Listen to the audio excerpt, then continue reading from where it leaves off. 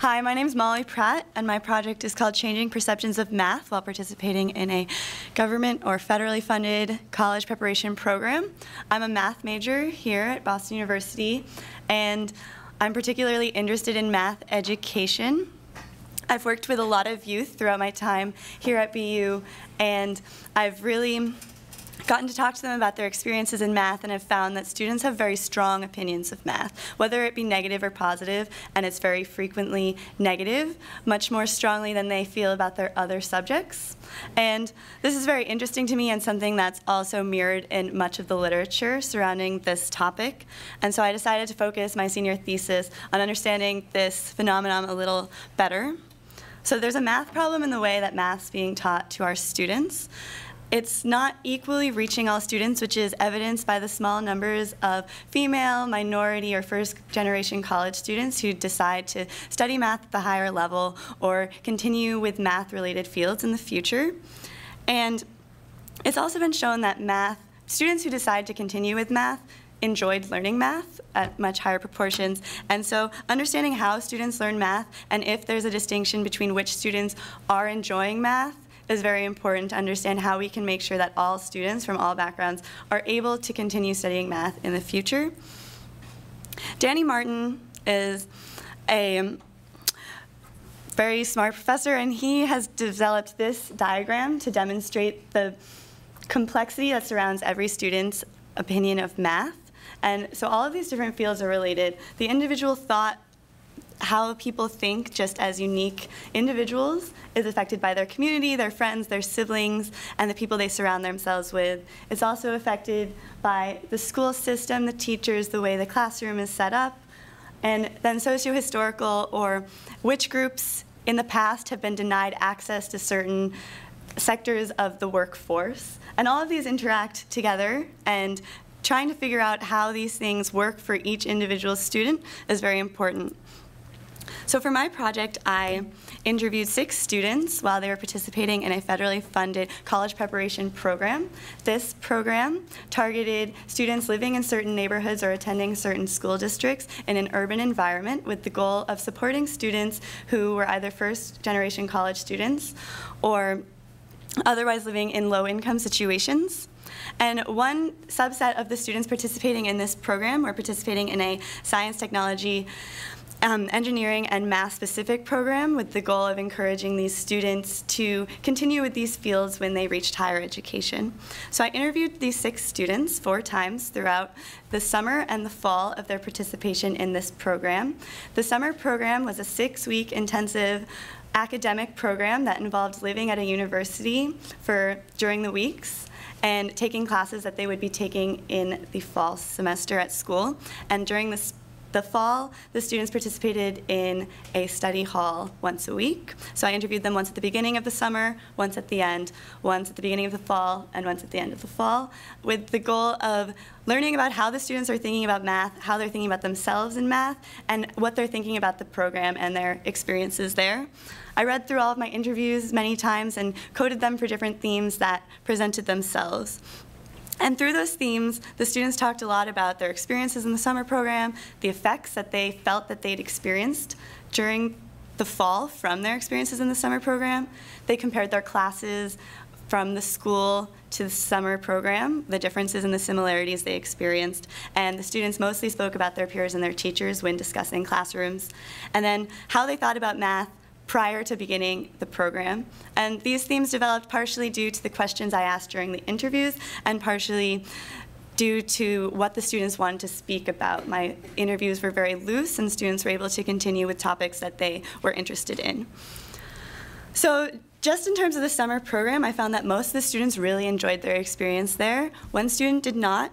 And then one student enjoyed the experience while she was participating in the summer, and then later in the fall, when I asked her about it, she remembered not having enjoyed it. And so this is a really interesting case, so I'm going to zoom in on her. For the case, for this presentation, her name is Emily, and she is currently a junior attending an urban school. She took geometry during the summer and is currently taking geometry during the year. And as I said, she switched. At first she said, I'm actually liking it because it's kind of pushing me academically. And then Later, when I asked her during the fall, she said, I did not like it because I couldn't keep up with everything. So that's pretty much a complete switch of opinion. And one of the things she talked about that changed for her from the summer program to the fall was in her community and the way she spoke about her peers. During the summer, she really enjoyed her math class and the peers in her math class because she was able to work with them to figure out the concepts. And she, as herself, said there was no reason to hold back. All the other students were asking questions. She herself felt comfortable asking questions as well.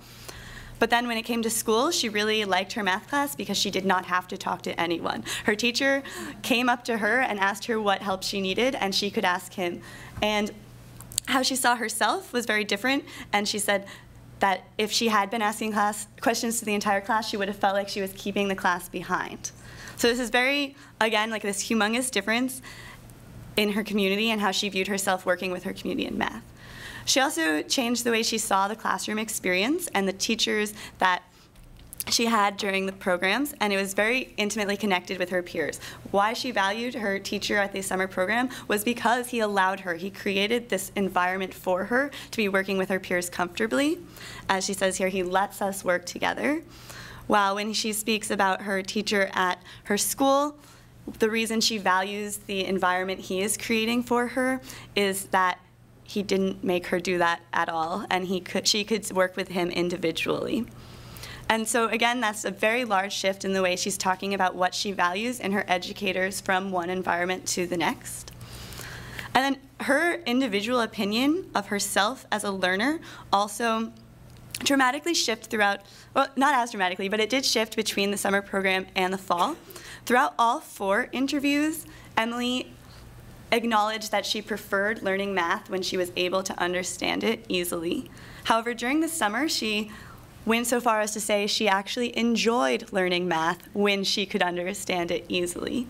But then when it came to the fall, she said that she not only did not like math during the fall at all, but she could never remember a single instant in her whole life that she had ever liked math. So it shifted dramatically. And so I asked her about her peers in her math classroom at school, and she said that they were normal teenagers, and normal teenagers don't like math. Then when I asked her about herself in school, she said, well, I'm a normal teenager, and therefore I don't like math.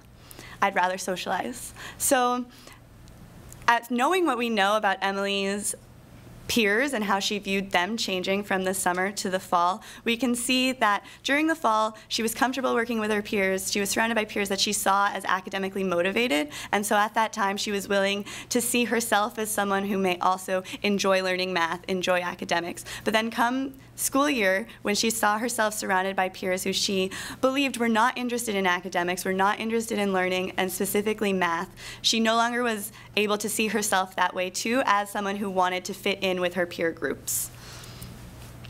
And Emily was not alone in finding her peers to be very influential in her classroom experiences and their opinions of math. Overall, the students spoke about their peers in a way that they wanted to be comfortable with them. Many of the students found that they were comfortable with their peers at the summer program. A few did not, but whenever speaking positively about their peers, they wanted to be comfortable. Some students were comfortable talking with their peers directly about math.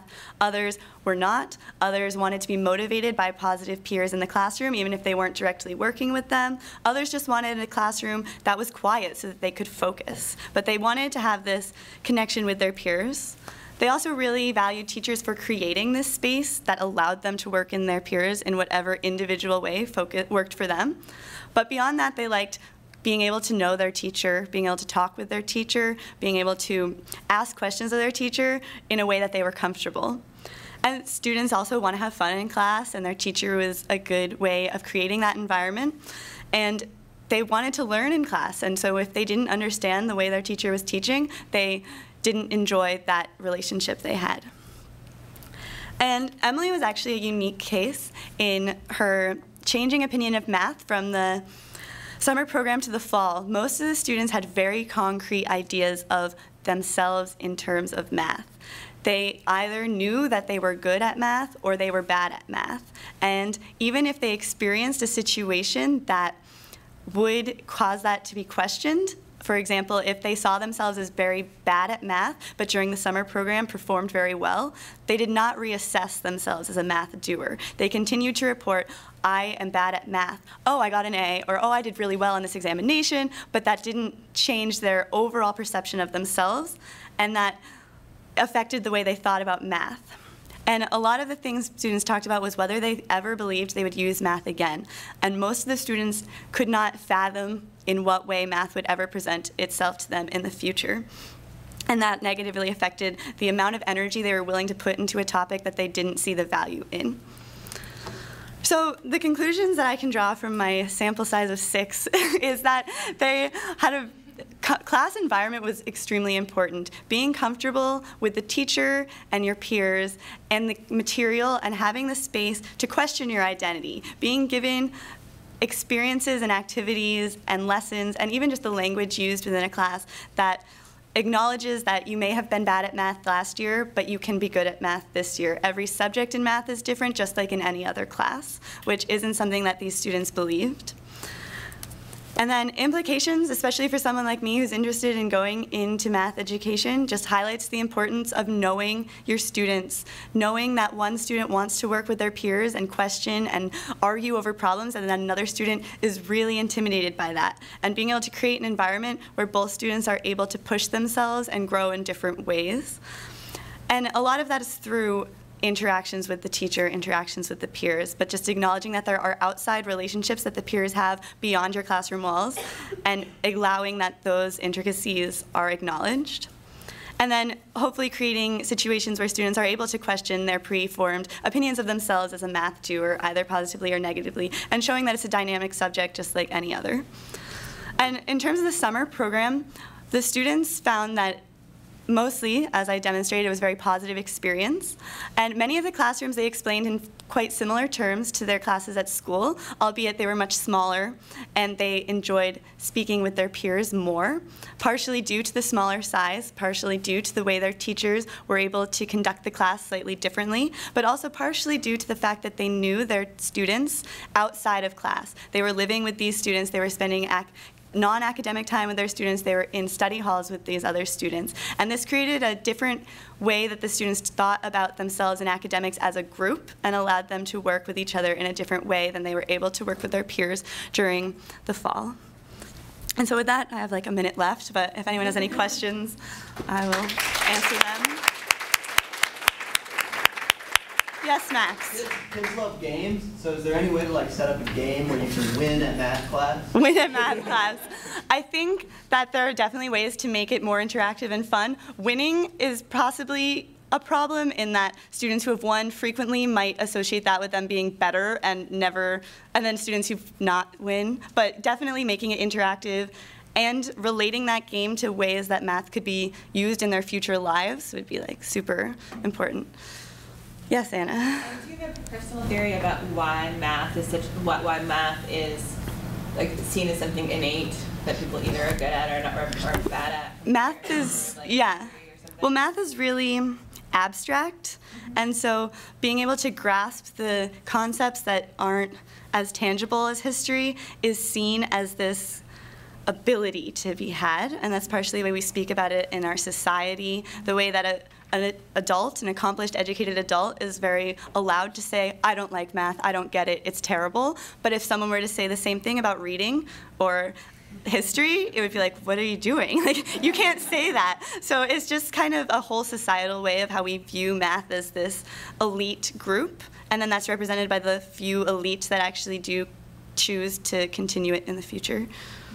Yes, Nikki. So I was wondering, like, what motivates, or like why these kids signed up for the workshop, like, or the summer program? Like, was it their teachers or their parents, or like did they themselves like to do it? There was a large variety. The student who really didn't like the program was forced into it. Yeah. The students spoke about teachers who are also summer teachers at the program who recommended it to them. One student, the same student who was forced into it, her mom had done it before her, or they had friends who had done it and really enjoyed it. One student really wanted to be a scientist, and he wanted to get into the labs, which is one of the components of the program. So there's a variety of reasons that students were involved, and that also played a significant effect in how they thought about themselves in the program.